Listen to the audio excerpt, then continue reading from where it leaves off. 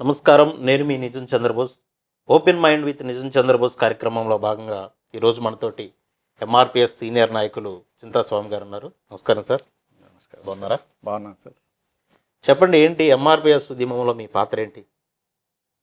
ఎంఆర్పిఎస్ ఉద్యమ కొత్తలో మేము అప్పుడు యువకులుగా విద్యార్థులుగా హైదరాబాద్కు రాగానే కళ కోసం కాదు ప్రజల కోసమని ఇక్కడ ఎన్నో విప్లవ పార్టీలతోని కలిసి నడిచిన యువతరం ఒక నినాదాన్ని ఇచ్చేది, కళ కోసం కాదు ప్రజల కోసమని.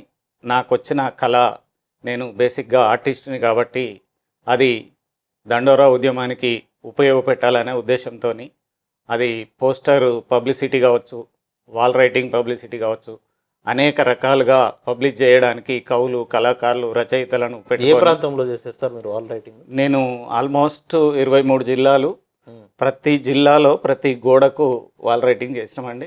అప్పుడున్న పరిస్థితులలో పోస్టర్స్ అప్పుడు ఎందుకంటే మీడియా తక్కువ, ఎలక్ట్రానిక్ మీడియా ఉండేది కాదు, ప్రింట్ మీడియా కూడా మనకు కొంత తక్కువ సహకరించేది.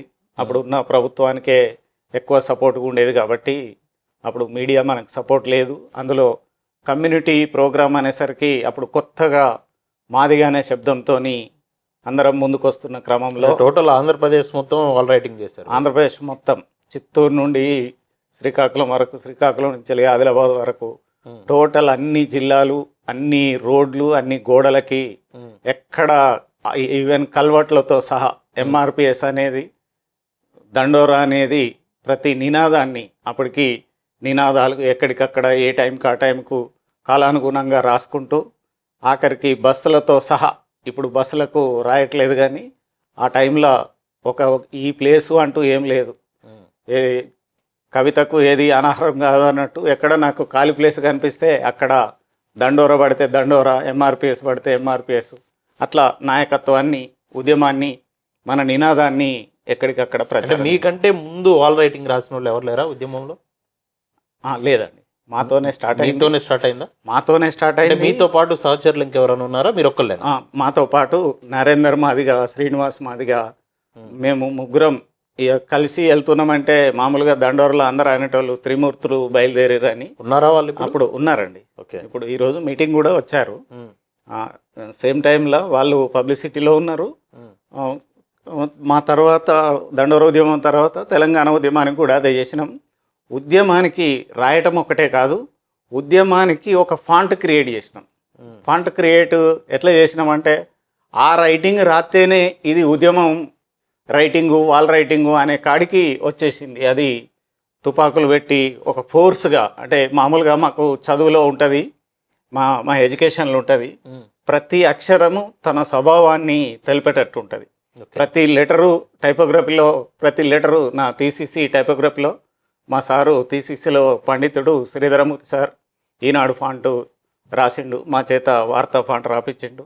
ఫాంట్స్ అప్పుడు హ్యాండ్తో రాసేది కాబట్టి ప్రతి అక్షరము మాట్లాడాలి, మనిషికి కమ్యూనికేట్ చేయాలి. తన భాషని ఏ సందర్భాన్ని చెప్తున్నామో, ఏ వర్డ్ రాస్తున్నామో ఆ వర్డ్ దాని స్వభావాన్ని తెలియజేయాలి.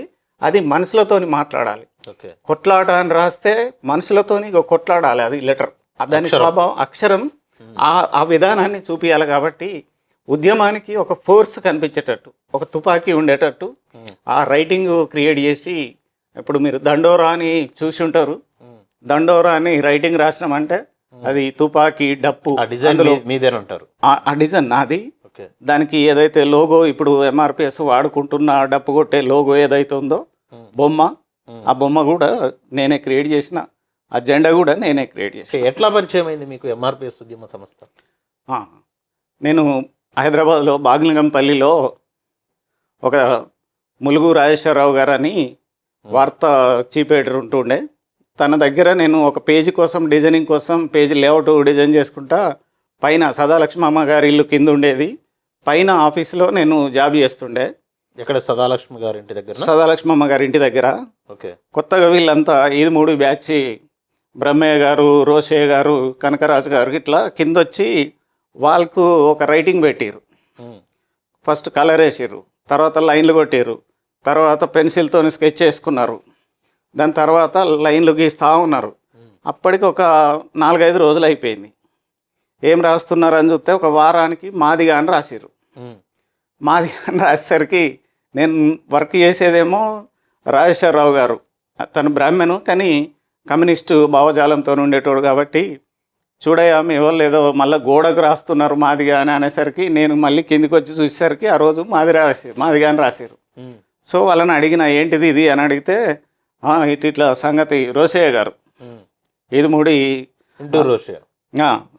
రోసయ్య మీకెందుకు చెప్పాలి అని అన్నారు. ఉమ్, నేను కూడా మాదిగా అని పరిచయం చేసుకోవడంతోని ఉమ్, ఇట్లా కాదులే మీతోని ఇంకా వారం అవుతుంది మాదిగా అని రాయడానికి, మాదిగా హక్కుల దండోరా అని రాయాలి, ఉమ్, ఇదంతా అయ్యేసరికి ఇంకో వారం రాస్తారని చెప్పేసి ఉమ్, నెక్స్ట్ డే ఇంటి దగ్గర బ్రష్లు ఉంటాయి కదా, బేసిక్గా నేను ఆర్టిస్ట్ని boards, sign boards, wall writings అవి కూడా చేసేవాళ్ళం ఉమ్, ఇంటర్ డిగ్రీ ఆ టైంలో.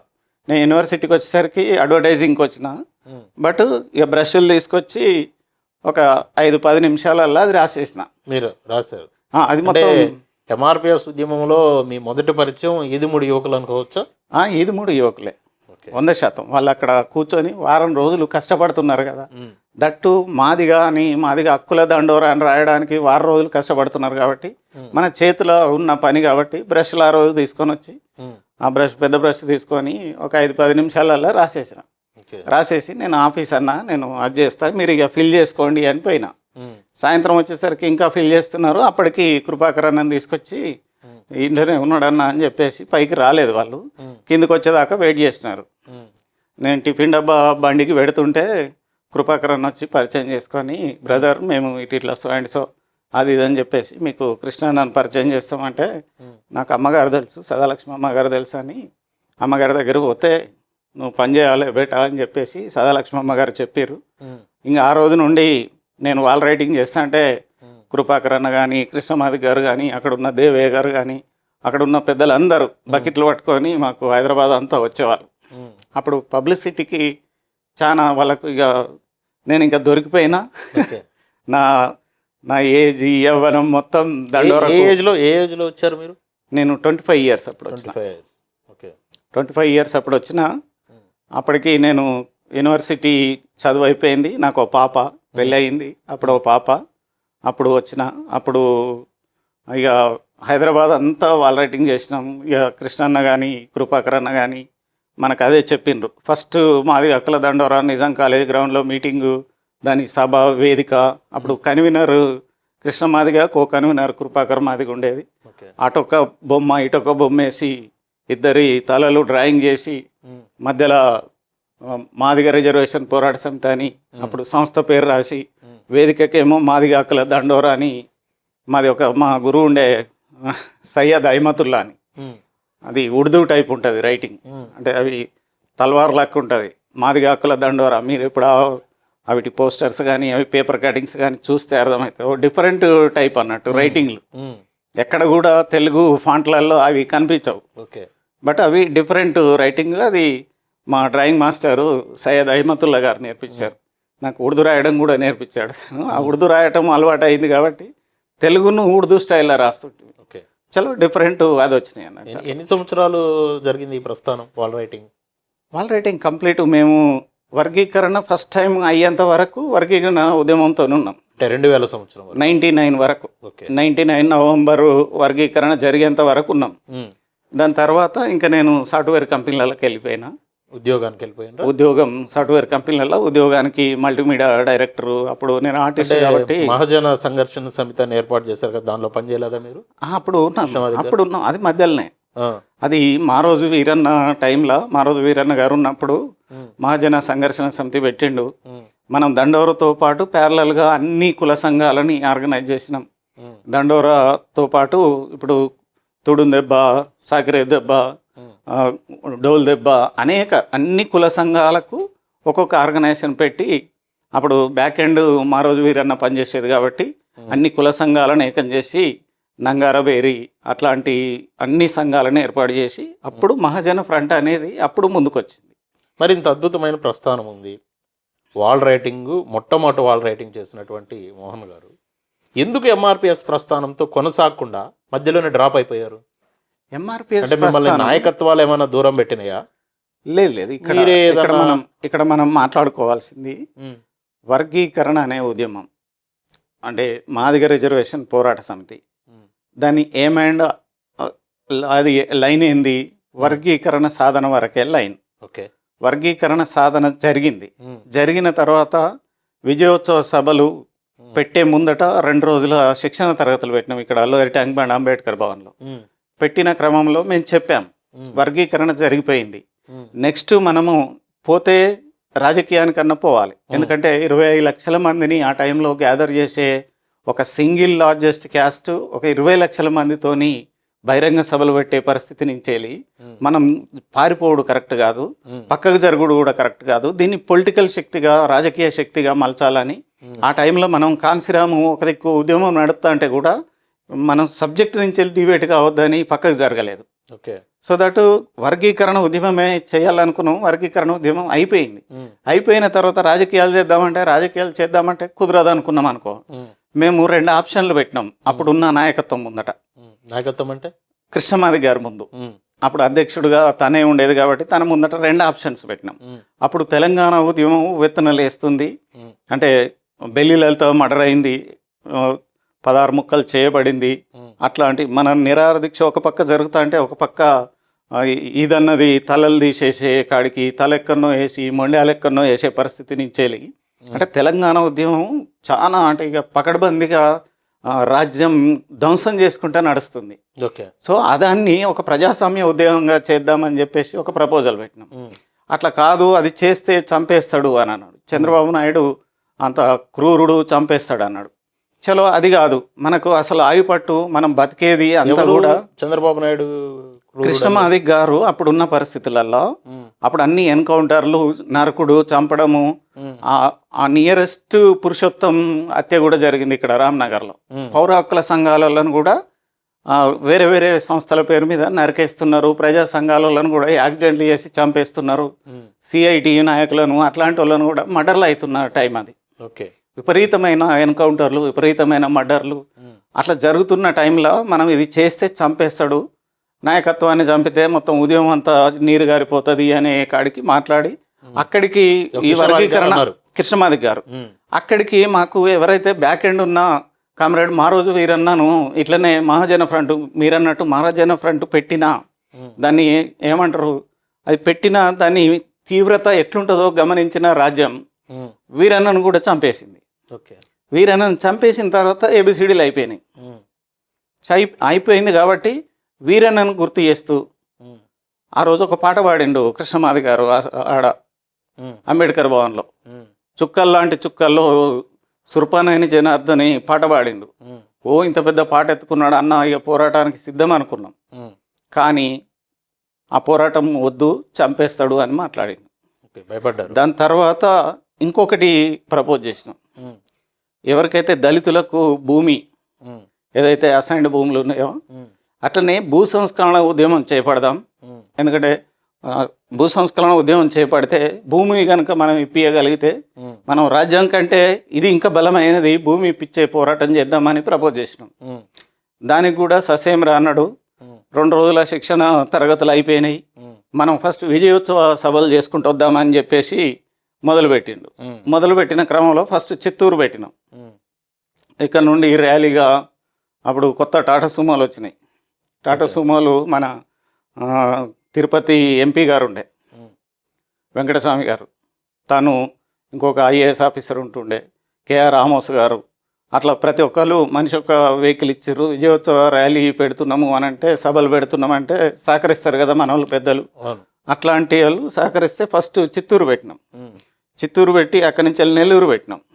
నెల్లూరు అయిపోయి ఒంగోలుకి వచ్చేసరికి కోట్ల కేసేసారు, ఆపేసారు. స్టే ఆర్డర్ వచ్చేసింది మధ్యలో. స్టే ఆర్డర్ వచ్చిన తర్వాత మళ్ళీ ఏం చేద్దాము అని ఒంగోలు సభని దాన్ని చర్చి కంపౌండ్ నుంచి వెళ్ళి ఒక హాల్లోకి మార్చుకొని ఆడ మళ్ళీ మనం ఫ్యూచర్ ప్రణాళిక చేసుకుందామని చెప్పేసి మళ్ళీ హైదరాబాద్ వచ్చి మళ్ళీ కేసులు కొట్లాడడం అవి జరిగిపోయి మళ్ళీ మూమెంట్ స్టార్ట్ చేసినాం. మళ్ళీ 99లో కంప్లీట్ అయిపోయింది. తను అప్పుడే చెప్పినప్పుడు వినలేదు కాబట్టి ఇక మనం చేసే పని వర్గీకరణ అది జరిగిపోయింది కాబట్టి అప్పుడు మనం పక్కకేం జరగలేదు. బట్ మా పని మేము చేసుకుంటాను. మా పని వ్యక్తిగతాల్లోకి వెళ్ళిపోయాం. వ్యక్తిగతంది ముందు చేసుకుంటున్నాము. ఉమ్, చేసుకుంటున్న క్రమంలో ఏం జరుగుతుంది, బయట ఉమ్. ఏబిసిడీలు అయిపోయినాయి, నాయకత్వం డైరీలు పట్టుకున్నారు. ఇది మీరు మీకు అనుకూలంగా చెప్తున్నారు ప్రతి మాటని. మాకున్న ఇన్ఫర్మేషన్ ప్రకారం స్వామి గారికి టీఆర్ఎస్ తోటి కేసీఆర్ గారితో సంబంధాలు ఉన్నాయి. సంబంధాలు ఉండటం వల్ల మిమ్మల్ని ఉద్యమ నాయకుడే పక్కన పెట్టాడు అనేది మాకున్న లేదు ఇన్ఫర్మేషన్. లేదు లేదు ఇక్కడ మీరు చెప్పేది తెలంగాణ ఉద్యమం ఏమో, మీరు చెప్పేది నిజాలు చెప్పాలి. ఇది నిజం కాబట్టే చెప్తాన్నా, నిజం కాబట్టే నిజంగా మీ చెప్తాన్నా. ఆత్మసాక్షి చెప్తున్నారా నిజం? నిజంగా చెప్పమని మా ఉపాలి కామ్రేడ్ ఉపాలి మీరు ఆత్మసాక్షి చెప్తున్నారా? నేను చెప్తున్నాను మీకు అదే నా సమాధానమే. దాని టైము పీరియడ్ ఉంటుంది కదా, ఉమ్, నేను ఆత్మసాక్షిగా చెప్తున్నా. ఏందనేది టైం డిసైడ్ చేస్తుంది. ఉమ్, నేను పోయింది కృష్ణమాదిగతోని బయటికి వెళ్ళింది ఉమ్, 99. ఉమ్, నేను సాఫ్ట్వేర్ కంపెనీలో పోయింది 2000లో. ఉమ్, తెలంగాణ ఉద్యమం మొదలైంది 2001 ఏప్రిల్ నాడు. ఉమ్. సో ఇంత గ్యాప్ ఉన్నది దానికి. అంటే మీకేమి విభేదాలు లేవు, విభేదాలు మీరే కావాలని. విభేదాలు లేవు. కాదంటే ఏం జరిగింది అదే చెప్తున్నా. ఉమ్, నాయకత్వం ఏబిసిడీలు అయిపోయిన తర్వాత ఉమ్, వేరే పని లేక ఉమ్, డైరీలు చేతిలో ఉంచుకొని ఉమ్, ఎంఆర్ఓ ఆఫీసుల కాడ, కలెక్టర్ ఆఫీసుల కాడ, మున్సిపల్ ఆఫీసుల కాడ మేము పైరవికారులు అయిపోయారు. లీడర్షిప్ అంతా చాలా పెద్ద మాట అంటున్నారు మీరు. 100%. ఇగో ఇప్పుడు నిజం చెప్పమన్నారు కాబట్టి ఇది నిజం. డైరీలు పట్టుకొని లీడర్షిప్ అంతా పైరవికారులుగా తయారయ్యారు. ఉమ్, పైరవికారులుగా తయారయ్యి ఒకనాడు ఉమ్, అసలు దండోరా ఉద్యమం అంటే ఎంటైర్ జాతి, మిగతా సమాజం అంతా గౌరవించబడ్డ మేము ఉమ్, ఒక పైరవికారులుగా మారేసరికి బాధ అనిపించింది. తోటి ఉద్యమకారులు కలిసి పనిచేసినాం, మీరు నేను కలిసి పనిచేసినాం. ఉమ్, నా పని నేను చేసుకుంటున్నాను అనుకోండి, మీరు పైరవులు చేసుకుంటా మందితో తిట్లబడతా అంటే నాకేమనిపిస్తుంది? ఓకే. అట్లనే మందకృష్ణ మాదిగ జాతికి దేవుడు. ఉమ్, దయ్యాని వైపు ఇడుచుక తింటావు, ఇది బాగలేదు. ఉమ్. నిన్ను అంతమొందించి ఊరూరా విగ్రహాలు కడతామని చెప్పినాం. అది అంటే? మాటలల్లా అంటే మీరు మాటలల్లా దెయ్యం అని అంటున్నారా? మాటలల్లా ఏంటిది అనంటే ఆ, కృష్ణ మాదిగ అనట ఆయనను ఒక దేవుని లెక్క మేము గోడల మీద రాసినాం. ఉమ్, మాదిగ మహాజన సూర్యుడు, మాదిగల సూర్యుడు అని రాసినాం, ఉమ్, మాదిగల బంధువు అని రాసినాం, ఉమ్, జాతి నేత అని రాసినాం. ఉమ్, అట్లాంటి నేతని ఉమ్, ఒక పైరవికారుడుగా చూడలేకపోయినాం. ఓకే. అందుకు విభేదించి మేం బయటికి వెళ్ళాం. ఉమ్, తను మమ్మల్ని విభేదించి మమ్మల్ని ఏదో ఎక్స్పెల్ చేసుడు అట్లాంటిది ఇప్పటి వరకు లేదు. ఉమ్. తనకి ఇప్పటికైనా ఏదైనా ఆలోచన నాయకత్వం ఉన్నా పైరవికారులుగా మారిందంటారా, లేకపోతే కృష్ణమాది గారే మారారంటారా? ఇప్పుడు ఎవరితోని దోస్తాన్ చేస్తే వాళ్ళ అలవాట్లు వస్తాయి. ఉమ్, ఎవరి నాయకత్వంలో పనిచేస్తే వాళ్ళ ఆచరణ కూడా గట్లనే ఉంటుంది. ఉమ్, ఒకనాడు నాయకత్వం బ్రహ్మాండమైన నాయకత్వం ఇవాళ ఏడికి దారితీసింది అనేది మనం చూస్తున్నాం. ఉమ్, ఎక్కడికి ఈ జాతికి ఒక ఎనలేని కీర్తి.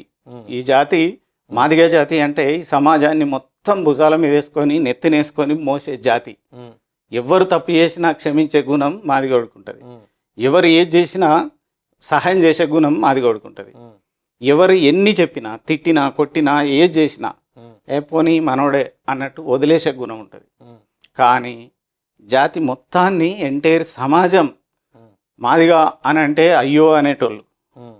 ఇలా మాదిగా అంటే అబ్బో అంటున్నారు. ఎందుకు? భయం. ఉమ్, మనం ఏం ఏడికాడికి వచ్చిందంటే మాదిగోడు అంటే అంతకుముందేమో పిలిచి ఉమ్. ఎక్కడికన్నా బయటికి వెళ్తున్నామంటే ఎదురు పడితే మాదిగోడు ఎదురు పడాలని కోరుకునేటోళ్ళు. ఇప్పుడు పిలిచి కూడా అన్ని వర్గాల నుంచి కూడా నిన్న మొన్న కృష్ణమాది గారికి 1,00,000 డబ్బుల కార్యక్రమానికి మద్దతు తెలిపారు కదా. మీరెట్టా దూరం అయ్యారు సమాజం అనుకుంటారు? 1000 డప్పులు, 1,00,000 ఆఖరికి చెప్పులని. బ్రాహ్మణ్స్ కూడా వచ్చి మద్దతు తెలిపి వెళ్ళారు కదా. అదే నేను ఒక ప్రోగ్రాం చేశా, ఉమ్. 1000 డప్పులు 1,00,000 చెప్పులని. మీరా? నేను ఆ, 2013 నాడు, ఉమ్, 2013 ఏప్రిల్ 7 నాడు ఉమ్, 1000 డప్పులు 1,00,000 చెప్పులు ఉమ్. ఒక ప్రోగ్రాం చేసిన. దేని ఒక కొరకు? ఇష్యూలా, ఉమ్, అది వేరే ఇష్యూలా. ఉమ్, అది తెలంగాణ ఉద్యమంలో తెలంగాణ ఉద్యమ నాయకత్వాన్ని సంస్కరించే క్రమంలో అంటే 1000 కేసీఆర్ డప్పులు గారా? 1,00,000 కేసీఆర్ గారిని ఉమ్, అప్పుడు చేస్తున్న క్రమంలో ఆ టైటిల్ నేను పెట్టినా దాంతో పెద్ద రప్చర్ అయింది. ఓ 10-15 రోజులు మొత్తం స్టేట్ అంతా అట్టుడికింది. కిరణ్ కుమార్ రెడ్డి గవర్నమెంట్ ఉమ్, అప్పుడు అట్టుడికింది. అసలు ఈ మనది దండోరా ఆత్మగౌరవ పోరాటం ఎట్లుంటుందో చూపించినాం. ఉమ్, కానీ ఇవాళ 1000 గొంతులు 1,00,000 డప్పులు ఉమ్, దేనికోసం చేస్తున్నాం? ఎవరి కోసం చేస్తున్నాం? వర్గీకరణ కోసం. వర్గీకరణ కోసం చేస్తే పాటలు వర్గీకరణ కోసం రావాలి. ఈ 30 ఏళ్ళ సుదీర్ఘ పోరాటంలో వర్గీకరణ ఉద్యమం అనేక రకాలుగా పోరాటం చేసినాం. ఎట్లా చేసినాం?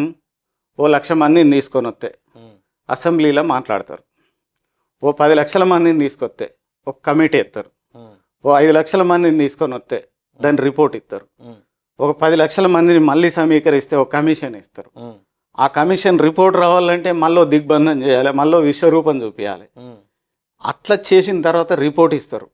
మళ్ళీ బిల్లు పెట్టాలంటే మళ్ళీ 10 లక్షల మందిని గ్యాదర్ చేయాలి. అట్లాంటిది ఈ ప్రభుత్వం, ఈ కాంగ్రెస్ రేవంత్ రెడ్డి ప్రభుత్వం ఏం చేసింది? సుప్రీంకోర్టులో అక్కడ జడ్జిమెంట్ వచ్చిందో రాలేదో గంటలోపు వితిన్ అవర్లో అసెంబ్లీలో ఫ్లోర్ ఆఫ్ ది హౌస్లో ప్రకటన చేసిండు. ఒక ముఖ్యమంత్రి మంత్రిని పెట్టుకొని క్యాబినెట్ పెట్టుకొని నిండు హౌస్లో ప్రకటన చేసిండు. ఇగో వర్గీకరణ ఈ దేశంలో ఫస్ట్ నేనే చేస్తాను. చేశారు కదా, చేస్తాను చేసిండు. నిలబడలేదు 100% నిలబడిండు. ఎక్కడ మరి డిఎస్సి పోస్టులు టీచర్ ఉద్యోగాలు భర్తీ చేసిండు కదా అసెంబ్లీలో. గతంలో విడుదల చేసినటువంటి ఉద్యోగ నియామకాల్లో కూడా అవసరమైతే ఆర్డినెన్స్ తెచ్చి అమలు చేస్తామన్న రేవంత్ రెడ్డి గారు గతంలో వాటి సంగతి దేవుడేడుక తర్వాత మళ్ళీ ఉపాధ్యాయ పోస్టులు భర్తీ చేసిండు కదా, మరి మాట తప్పాడు కదా. ఉపాధ్యాయ పోస్టులు వేసినాడు కానీ, గ్రూప్ పోస్టులు వేసినాడు కానీ, వేరే డిపార్ట్మెంట్ పోస్టులు వేసినాడు కానీ, ఎగ్జామ్స్ అయినాడు కానీ వర్గీకరణ ఇష్యూ లేదు. ఈ గవర్నమెంట్ది కాదు. ఎప్పుడు నోటిఫికేషన్ లేచింది గవర్నమెంట్ అన్నారా లేదా? అసెంబ్లీలో అన్నది గతంలో రిలీజ్ అయిన వర్గీకరణ అయ్యేంత వరకు అవసరం అనుకుంటే గతంలో వాటిని కూడా ఆ పైన ఆర్డినెన్స్ తీసుకొస్తాను. మాట తప్పారా? మాట తప్పలేదండి. అక్కడికి ప్రాసెస్ లో ఉన్నాయి, అక్కడికి ఉన్నాయి, అన్ని ప్రాసెస్ లో ఉన్నాయి, మాత్రం కంప్లీట్ చేసిండు. ఒక్క ఎగ్జామ్ కూడా పెట్టలేదు, ఒక్క నోటిఫికేషన్ కూడా ఇవ్వలేదు. ఈ రోజు కూడా ఇప్పుడు వర్గీకరణ చేసిన తర్వాత ఇంకో 15-20 రోజులల్లా ఖచ్చితంగా నోటీస్.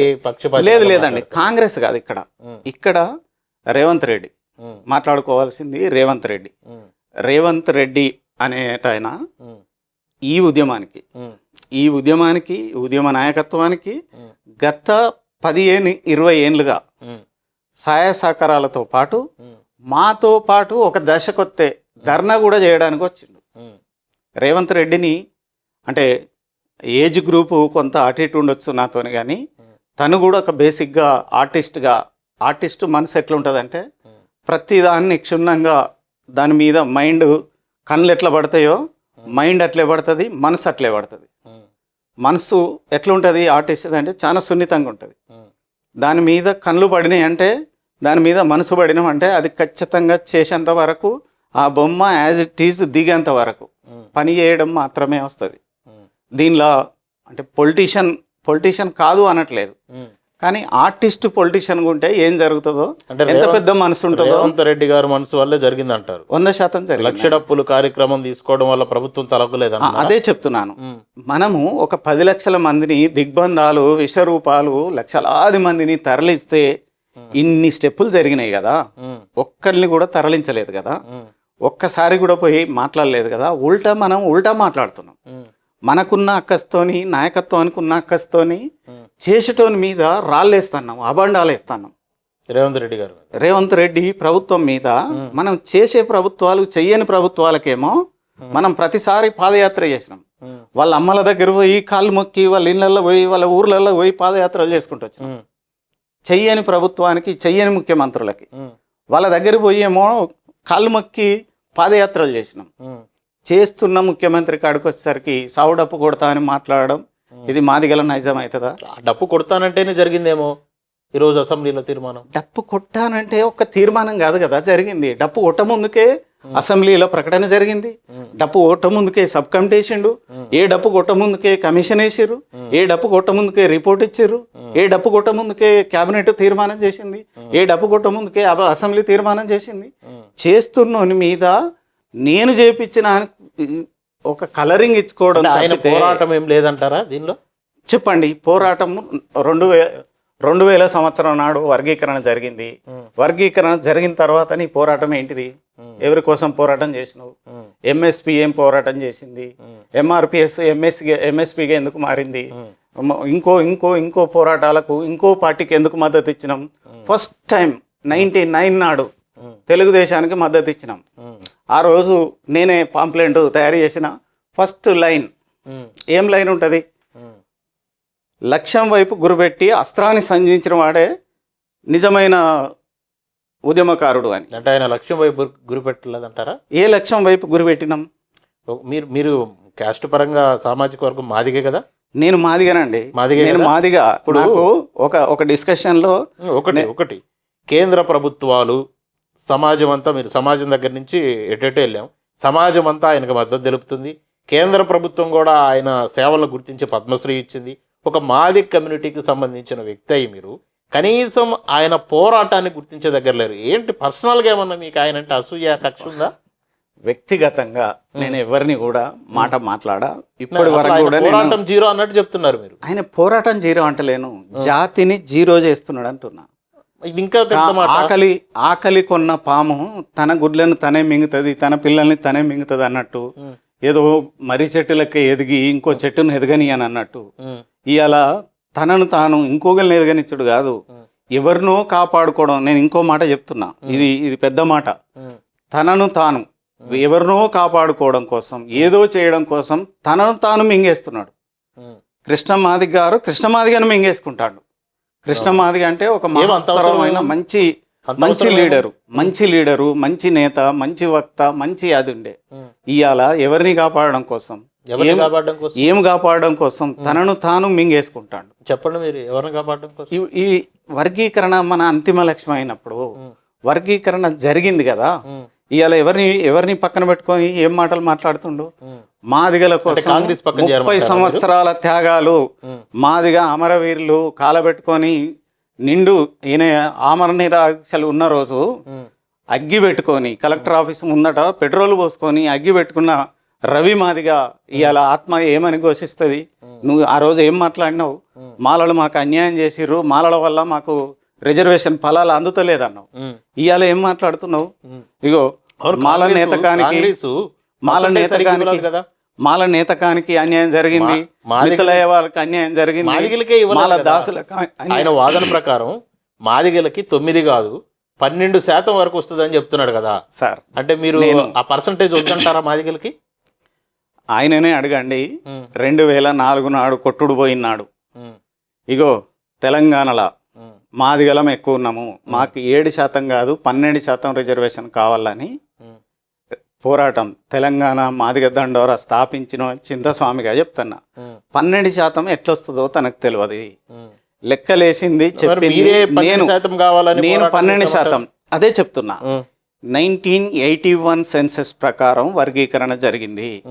ఆ వర్గీకరణను గనక ప్రాంతాల వారి వర్గీకరణ ఇక్కడ 371D ఆర్టికల్ ప్రకారం జోన్ల వారి రిజర్వేషన్ అవలంబిస్తున్నాం. కాబట్టి జోన్ల విధానంతో గనక చేస్తే వాళ్ళు ఉన్నది కొన్ని జిల్లాలకు పరిమితమైనారు, మిగతా జిల్లాల అన్నీ కూడా మనకు ఎక్కువ వస్తుంది, 7 కాదు ఎక్కువ వస్తుంది. అట్లో నా జోన్లో నాకు 12 వస్తుంది. సో ఆ లెక్కలు ఇప్పుడు చెప్పమన్నా చెప్తా. జోన్ల వారి వర్గీకరణను ఆ రోజు కోరుకుందాము, ఇగో ఇట్లున్నాయి లెక్కలని, ఇప్పుడు ఎంత వస్తుంది ఇట్లున్నాయి లెక్కలని చూపించిన, నేను కృష్ణమాదిగకే చూపించిన. అట్లా కదన్నా ఇప్పుడు గవర్నమెంట్ చేసింది కరెక్ట్ అంటారా మీరు? సార్ 7 కాదు 12% వస్తుంది మనకు, ఇది మాట్లాడండి అంటే నాకు ఆంధ్రోళ్ళు దూరం అవుతాడు అన్నాడు. ఇది అందరికీ ఎక్కువ వస్తుంది అన్న, ఆంధ్రోళ్ళకు కూడా 1 జోన్లో 2 జోన్లలో మాత్రమే తక్కువ వస్తుంది, మిగతా ప్లేస్లో ఆంధ్రాలో కూడా ఎక్కువ వస్తుంది అని లెక్కలేసి చెప్పిన. నువ్వు చేసుకోపో అని అన్నాడు. సో అప్పుడు మనం తెలంగాణ మాదిగ దండోరా పెట్టినాం. నాయకత్వాన్ని మనం ఎప్పుడు విభేదించుడు, కించపరచుడు, వ్యక్తిగతంగా మాటలు మాట్లాడు. అల్టిమేట్ గా మీరు తెలంగాణ మాదిగలకి 12 రావాలనేది ఒప్పుకుంటున్నారు 100%. మరి 9 ఇచ్చింది కదా కాంగ్రెస్. ఇక్కడ ఏం జరిగింది, ఇప్పుడేం జరుగుతుంది? ఇది 2011 సెన్సెస్ సేమ్ టైంలో ఇక్కడ ఓవరాల్గా తీసుకొని చేస్తున్నది కాబట్టి ఇక్కడి మాలలతోని కంపేర్ చేస్తున్నాం, ఇక్కడ మాదిగలతోని కంపేర్ చేస్తున్నాం. సో దట్ ఇక్కడున్న మాదిగలు ఇక్కడున్న మాలలు లెక్క ప్రకారం ఇక్కడ మాదిగలకు ఎంత రావాలి? 9.29. 9.29 కావాలి. మళ్ళీ కన్ఫ్యూజ్ చేస్తున్నారు. ఒకవైపు తెలంగాణలో మాదిగలకి 12 రావాలని మీరే చెప్పారు. జోన్ల వారి వర్గీకరణ, దానికోసం మీరే పోరాటం మొదలు పెట్టారు. జోన్ల వారి వర్గీకరణ 1981 సెన్సస్ జోనల్ వారిగానైనా ఎట్లయినా తెలంగాణ ప్రాంతంలో మాదిగల జనాభా అయితే అదే కదా. మాదిగల జనాభా అదే, మరి రావాలి మాదిగల కదా. జనాభా అదే. నువ్వు జోన్ల వారి వర్గీకరణ 81 సెన్సెస్ కి 2011 సెన్సెస్ కి ఇప్పుడు నెక్స్ట్ వచ్చే సెన్సెస్ కి తేడా ఏముంటది అంటే 2011కి జనాభా తగ్గినరా మాదిగలు? 100% తగ్గుతుంది. ఎట్లా తగ్గుతుంది? పర్సంటేజ్ ప్రకారం ఎట్లా తగ్గుతుంది అంటే మాదిగల అప్పుడున్న జనాభా మాలది కాదు, ఇక్కడ జనాభే తగ్గుతుంది. ఓవరాల్ జనాభా తగ్గుతుంది. అంతముందు ఉన్న అవేర్నెస్ కి ఇప్పుడున్న అవేర్నెస్ కి, అప్పుడేమో ఒక ఇంట్లో 10 మంది ఉండేవాళ్ళు, ఇవాళ కొడుకు బిడ్డ అంత కాదంటే ఒకటే బిడ్డ ఒకటే కొడుకు, అక్కడికి వచ్చింది సమాజం. ఇవాళ జనాభా రేషియో తగ్గుతుంది, మిగతా సమాజంతో రేషియో తగ్గుతుంది. ఎట్లా తగ్గుతుంది అనడానికి ఇంకొక ఎగ్జాంపుల్ ఉంది మన దగ్గర. ఇక్కడ హైదరాబాద్లో మిగతా జిల్లాలల్లో 24.5% ఉన్నాం. మంచిర్యాల లాంటి జిల్లా, వరంగల్ లాంటి జిల్లా, మహబూబ్నగర్ లాంటి జిల్లాలల్లో జనరల్ జనాభాతోని 25% ఉన్నాం. హైదరాబాద్కి వచ్చేసరికి 6% ఉన్నాం. సో దట్ దానివల్ల తగ్గిపోతుంది. ఇక్కడ 6%, అక్కడ 25%, 31%, 15.5 అవుతుంది. కాబట్టి మీరు ఉద్యమం పెట్టినప్పుడేమో 12 రావాల్సింది అంటారు. ఇప్పుడు అది జోన్ల సిస్టమ్ ఇస్తే ఇప్పుడు మాకు ఈ 9, 5 కూడా ఇప్పుడు నా జిల్లా ఉంది, నాది వరంగల్ జిల్లా. వరంగల్ జిల్లాల మాలలు 1,12,000, వరంగల్ జిల్లాలో మాదిగలు 4,80,000.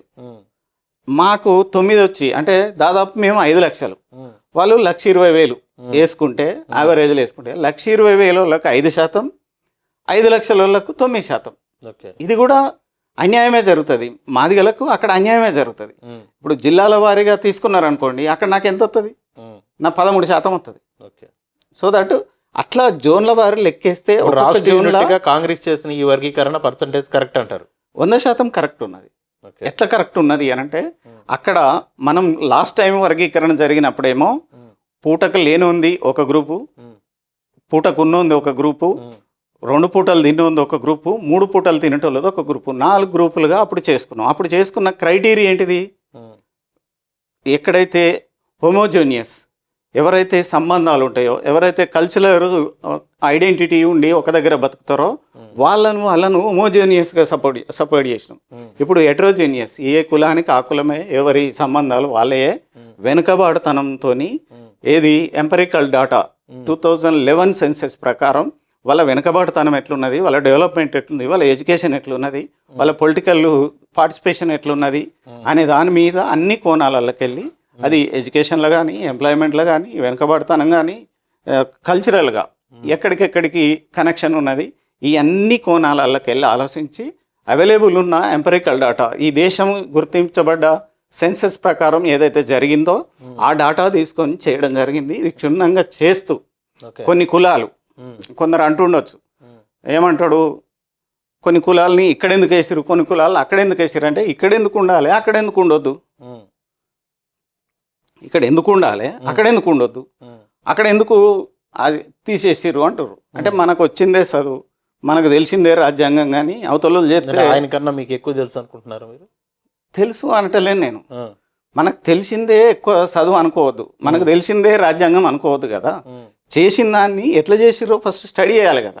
మీరు ఉద్యమాన్ని మధ్యలో వదిలేసి వెళ్ళిన వాళ్ళు, ఆయన 30 సంవత్సరాలుగా అన్ని ఆటుపోట్లని భరిస్తూ ఇవాళ వర్గీకరణకు ఒక చట్ట రూపం తీసుకొచ్చినటువంటి నాయకుడు, పద్మశ్రీ అవార్డును గ్రహించినటువంటి ఒక విశిష్టమైన నాయకుడిని పట్టుకొని ఆయనకి తెలిసిందే రాజ్యాంగము అలా అంటాం, కించపరిచే వ్యాఖ్యలు కదన్నా. ఊరికే వస్తాయి అవార్డు. పద్మశ్రీ వచ్చినందుకు చాలా సంతోషం. మంచి ఉద్యమకారుడు, మంచి నాయకుడు.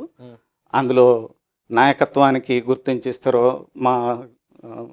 మా దగ్గర రామస్వామి కొడుకు సింధు సమ్మయ్యకు కూడా వచ్చింది. ఆయన మంచి కళాకారుడు, మంచి ఆర్టిస్టు. మొన్న మొగలయ్యకు కూడా వచ్చింది, డక్కలి మొగలయ్యకు కూడా వచ్చింది. ఆయన కూడా కిన్నెర బాగా వాయిస్తాడు. అన్న మంచి స్పీకరు, మంచి నాయకుడు కాబట్టి ఇచ్చారు, సంతోషం. దీనిలో మాదిగలకు ఏం సంబంధం ఉన్నది? మాదిగ జాతికి ఏం సంబంధం ఉంది? మాదిగ పోరాటానికే కదా ఇచ్చింది. మాదిగ పోరాటానికి కాదు ఇచ్చింది, మాదిగ పోరాటానికి వర్గీకరణ అయినాక ఇవ్వాలి. మాదిగ పోరాటానికి కనుక ఇస్తే వర్గీకరణ జరిగి వర్గీకరణ ఒక్కదే కాదు కదన్నా, ఎంఆర్పిఎస్ చేసిన పోరాటాలు చాలా ఉన్నాయి కదా. అదే చాలా అన్న. సక్సెస్ఫుల్ చూసింది కదా. కళ్ళకు గుర్రానికి ఇవి కట్టెత్తంగా కళ్యం కట్టినట్టు వర్గీకరణ వర్గీకరణ వర్గీకరణ అనుకుంటా మిగతా వ్యవస్థల్ని అంత నిర్వీర్యం అయిపోయి ఎక్కడ చూడకుండా ఒకటే పని వర్గీకరణతోని ఏమీ జరిగేది లేదు. 10% ఇప్పుడున్న రిజర్వేషన్ల ప్రకారం 10% ఏమన్నా జరిగితే జరుగుతుందేమో కానీ ఇప్పుడున్న టెక్నాలజీ అధునాతన ఏఐ టెక్నాలజీతోని సమాజం ముందుకు పోతుంటే ఇంకా వర్గీకరణ అనే కాడ మనం ఇంకా ఇక్కడే ఉంటున్నాము, రిజర్వేషన్ల కాడనే ఉంటున్నాము. మిగతా సమాజంతో పోటీపడే సమాజాన్ని నిర్మించాలి. పోటీపడే సమాజాన్ని మనం ఎడ్యుకేట్ చేయాల్సిన అవసరం ఉన్నది. పిల్లలు అటో ఇటో ఇక్కడనో అక్కడనో తిండి ఉండో లేకనో చదువుకొని ముందుకు వస్తున్నారు. వాళ్ళు గైడ్ చేయాల్సిన అవసరం ఉన్నది ఇవాళ రేపు. ఆయన పైన ఆయన చేశాడు, ఆయన నా జీవిత లక్ష్యం అయింది, అది మీలాంటి వాళ్ళు చేయొచ్చు కదా. మేము చేస్తున్నాం, మేము 100% అవి చేయడానికే మేము ముందడికి వస్తున్నాం. ఈరోజు వర్గీకరణ చట్టరూపం దాలుస్తుంటే ఒక్కొక్కళ్ళు వచ్చేసి మేము ఆ పోరాటం చేసాం, ఈ పోరాటం చేసాం, మేము అక్కడ గీతలు రాసాం, ఇక్కడ రాతలు రాసామని ఈ క్రెడిట్ ని సొంతం చేసుకునే ప్రయత్నాలు చేస్తున్నారు. చెప్పుమానండి, తననే చెప్పుమానండి. ఫస్ట్ మీకు చెప్పాను కదా, చిత్తూరు విజయోత్సవ సభల, నెల్లూరు విజయోత్సవ సభల మీకు కూడా బాగా అడుగుతున్నారు అంటున్నా. నేను అడగట్లేదు కానీ విజయోత్సవ సభలో 99 నాడు 97-99 నాడు విజయోత్సవ సభలు పెట్టిన దాంట్లో తనే ప్రకటించిండు. ఏమని ప్రకటించిండు? నేను ఇక్కడ ఉంటే నా కనుచూపు ఎంత దూరం ఉందో నాకంటే ముందుకు పోయి పని చేసిన వాళ్ళు ఈ నరేందర్ స్వామి అని ప్రకటించిండు.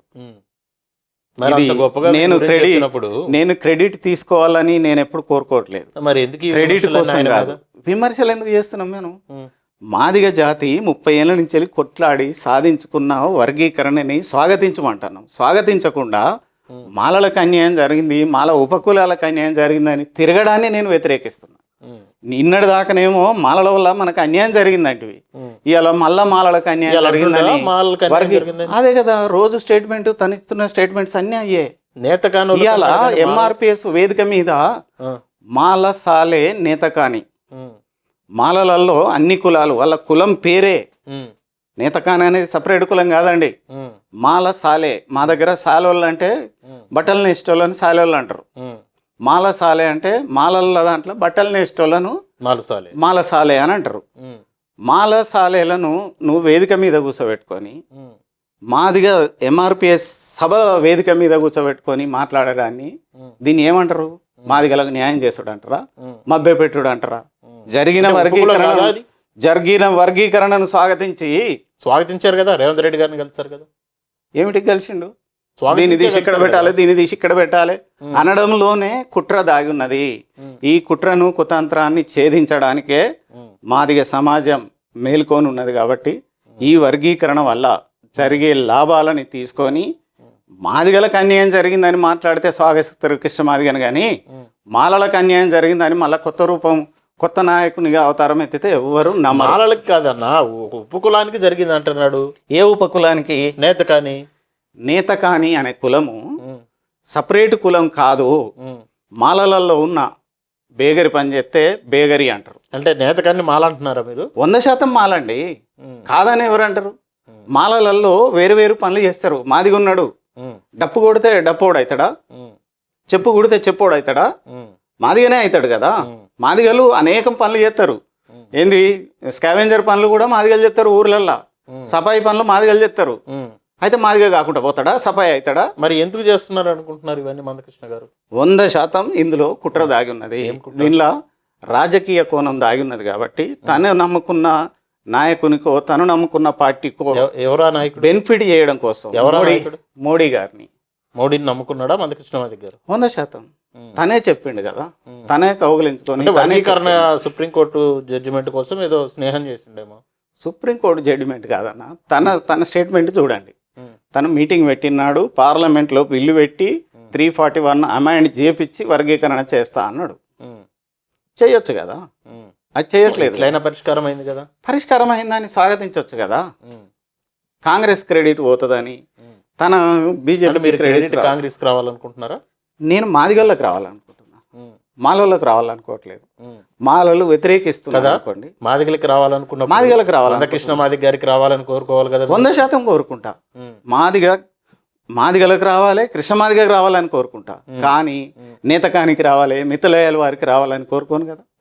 మిత్తులయ్యల వారు ఎవరండి? మరి సమాజం మొత్తం ఈ స్టేట్లా మిత్తులయ్యల వారు ఉన్న జనాభా ఎంత? వాళ్ళ జనాభా ఎంత?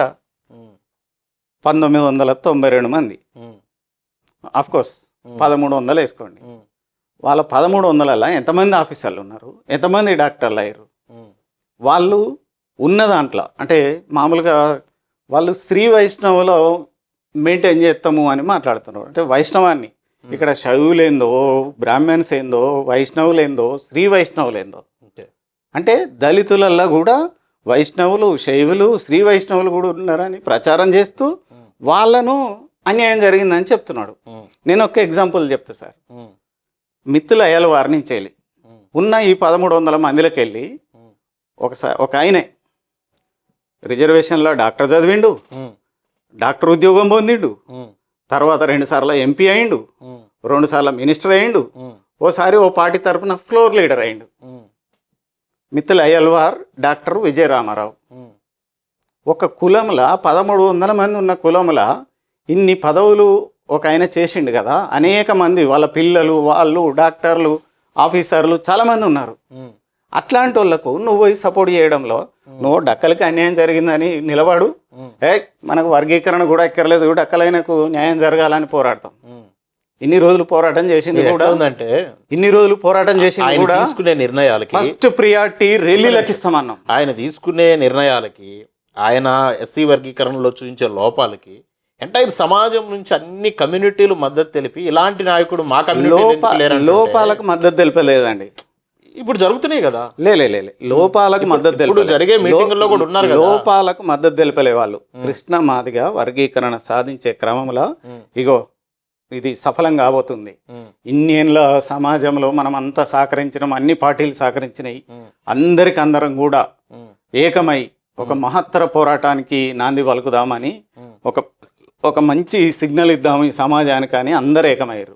కానీ ఇట్లా చీలికలు పేలికలు చేయడానికి ఏకం కాలే. దయచేసి కవులు, కళాకారులు, రచయితలు ఎవరైతే ఉన్నారో నేను అందరితో కలిసి దండోర ఉద్యమంతో పాటు తెలంగాణ ఉద్యమంలో నాతో పాటు పనిచేసిన మిత్రులు వాళ్ళంతా అప్పుడున్న తెలంగాణ ఉద్యమంలో ఆ కాన్సెప్ట్ క్రియేట్ చేసిన నేను కాబట్టి, ధూమ్ధామ్ అనే కాన్సెప్ట్ క్రియేట్ చేసిన కాబట్టి ఆ కాన్సెప్ట్లో పనిచేసిన మిత్రులందరినీ కూడా దానిలో ఏకమయ్యేటట్టు చేయొచ్చు.